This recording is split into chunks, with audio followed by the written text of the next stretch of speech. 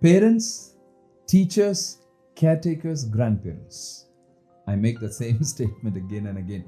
Thank you for coming back. Thank you for watching this. Thank you for clicking this link to watch this. Please feel free to share it with some of your friends. Yeah, they might need some of these principles. Again, it's not out of the blue kind of principles. No, these are very practical principles that will help you in your discipleship journey with your children.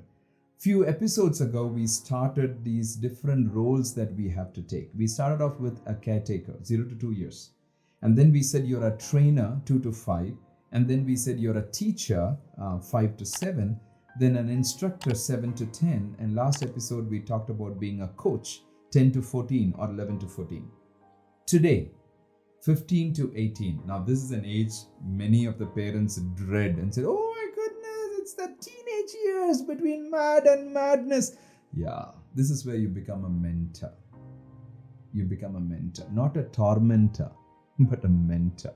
You know what's happening today in many of the houses? The children would always just say, my mother is all the time nagging, my father is all the time shouting, you're not doing this, you're always sitting on the phones and always doing things and things like that.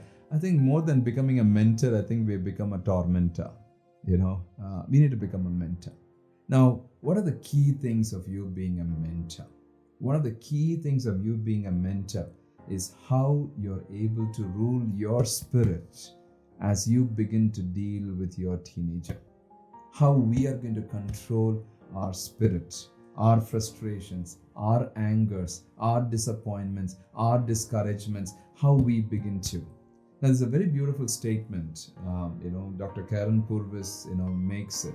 She says, you cannot take a child to a place that you have never been.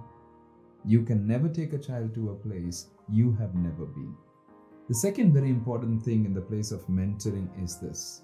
Have shared experiences. Spend time with your teenager. Many of the parents say this, as a teenager, they become teenager, we are going to withdraw because we want to give them that space. Don't withdraw. Please don't withdraw. Please don't withdraw. Your child has been connecting with you and they want to connect with you because of certain things that has happened, maybe sometimes sad stories of some death and some loss and the financial instability and things like that inside the house. I do understand that.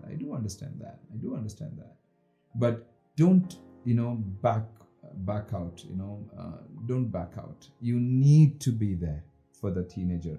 Spend time connecting with them. This morning, one of my teenager, I can't call him, he's an adolescent, going to college. He was going to do a performance today.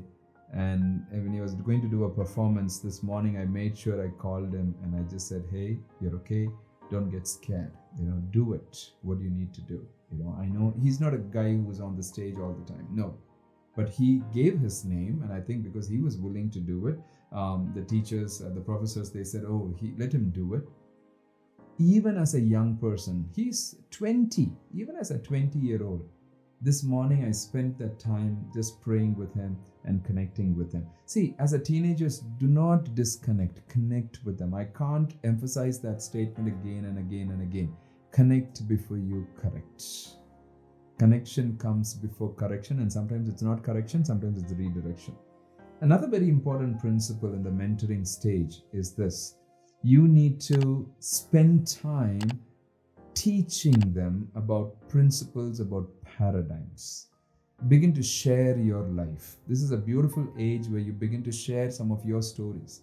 It's a beautiful age where you begin to share some of the lessons that you have learned in your life, your perspectives, because your attachment is there with this child. If you've been a caretaker and a trainer, a teacher, instructor, and a coach, you have taken that journey. Now it's a beautiful age. Now, please understand this age that 15 to 18 is also an age where it's very confusing, and there's a lot of comparisons. I've got so many messages from teenagers on Instagram, on Facebook, on WhatsApp, on Snapchat. One key thing they will say, my parents compare me with other children. My parents compare me with my brother. My parents compare me with my sister. Please do not compare them. They are who they are.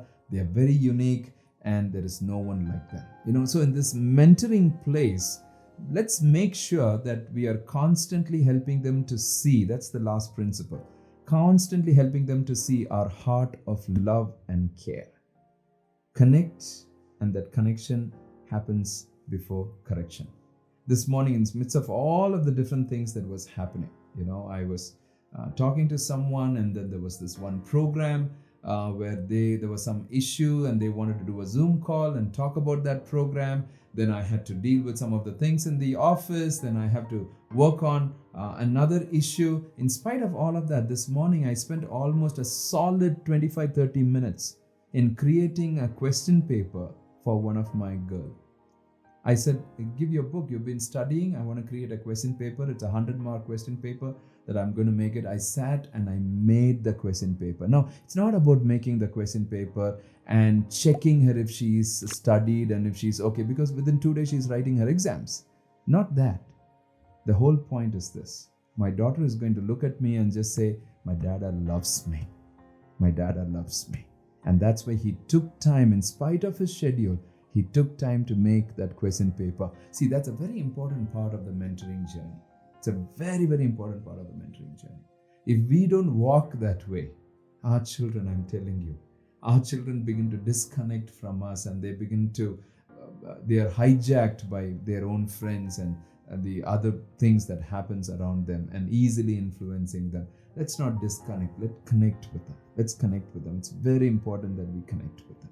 Thank you so much for listening. Thank you so much for listening. You're all amazing parents, teachers, and caretakers and grandparents, and that's why you're here. Thank you so much. God bless you.